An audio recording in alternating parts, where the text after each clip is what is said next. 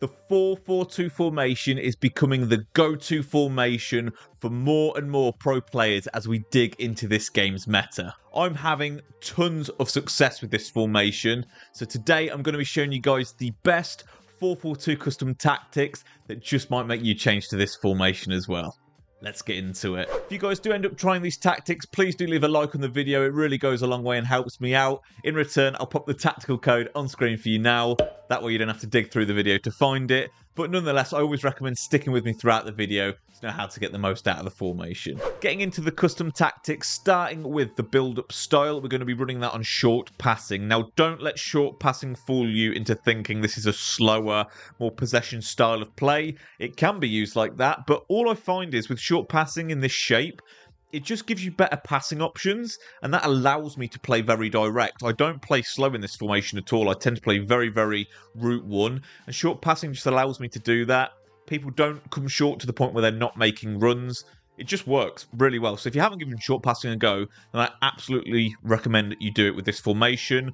For sort of frame of reference with some pros, some are using balance, some are also using counter. So I do feel like you've just got to try the different ones and see what suits you the most, but I personally really recommend short passing. Defensive approach. Now, this is, again, is a personal preference thing. I run this on 90 because I like to defend very aggressively. I'd like to try and put a strong press with my midfield on the opponent and win the ball higher up the pitch, especially in this game where losing the ball in your own half is very detrimental, so I like to try and take advantage of that as much as I can.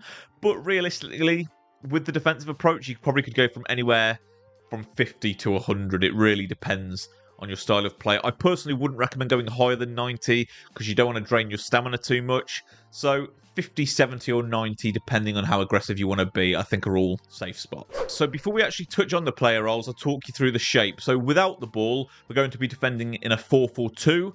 But with the ball, we're going to be attacking in this very sort of traditional 4-2-2 shape, just because it gives you more passing angles than you get with the flat bank of 4 in the midfield. It just allows you to drop the ball back with like the left winger, back to the centre mid, and then drive it into the striker, drop it back to the winger. You're just naturally creating more triangles with this shape, so it just makes it easier to build up in. Getting into the player roles, starting with the strikers, they are both on advanced forward. I just really like the versatility that comes with advanced forward. They drop off if you need them to, they run if you need them to. You just kind of get the best of both worlds there. In terms of the focus, that's on attack, not complete. Now, don't think of this as like attack or balanced or anything like that. Complete basically means they'll make runs out wide and centrally, and attack basically means they'll tend to stick to making runs centrally.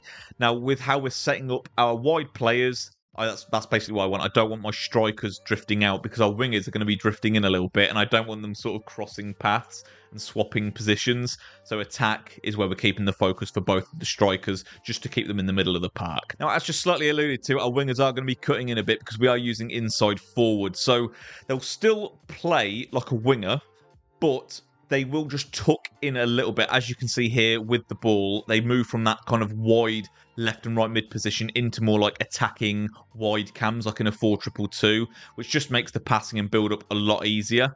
And then the focus is on balance because I do want them supporting on the defense. I don't want them committing just at that top part of the pitch and then not supporting the flanks on the defense. So balanced is where we're keeping the focus for both. I personally would recommend making sure you've got an emphasis on pace and at least 4-star skill moves on both of your strikers. Both of these are 4-4, and as the game progresses, I will aim for 5-5.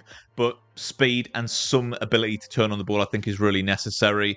As for the wingers, I really aim for either bags of pace or for them to have the likes of quick step and rapid plus, just because having severe pace in those areas makes playing with this formation so much easier. Getting into the most important players in this setup, and that is the two centre midfielders. They are both on box-to-box. Focus is on balanced because there isn't anything else you can put the focus on. But with box-to-box, you need players here with stamina because they're going to be putting in a shift, supporting in the attacks, and being your anchors in the midfield. But effectively, I always call these two players your cannons in the midfield because, as you can see here, when we've got the ball, they're going to be acting more like DMs. Despite the fact they're going to be committing up a bit, they're still going to be sat back more than your attacking 4. So you need them to have the ability to send the ball forward and play those really direct passes, whether it be over the top through balls to the strikers or the wingers. So it is absolutely vital that they have either long ball pass plus or incisive pass plus. If you can get the silvers, that's okay, but I really would aim to get the plus. Now, the reason it's either one of them is fine is the main pass you're going to be doing with these players is chip through balls.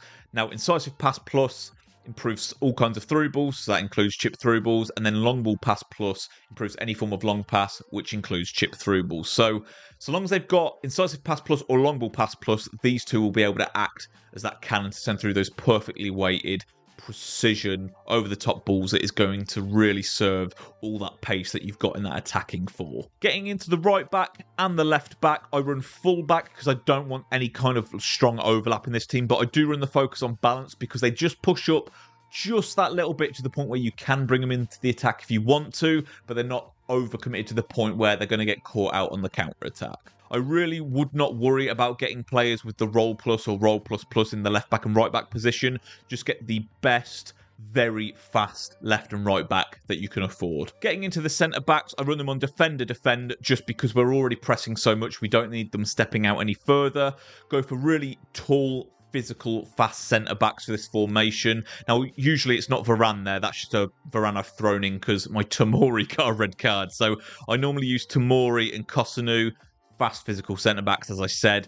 That's what you want to aim for. Because you're playing with such a high line, you need the ability to track runners and keep up with the likes of the Mbappes and all those horrendously expensive players that people in the Elite Division are running. And last but not least is, of course, the goalkeeper. Honestly, run them on whatever you prefer.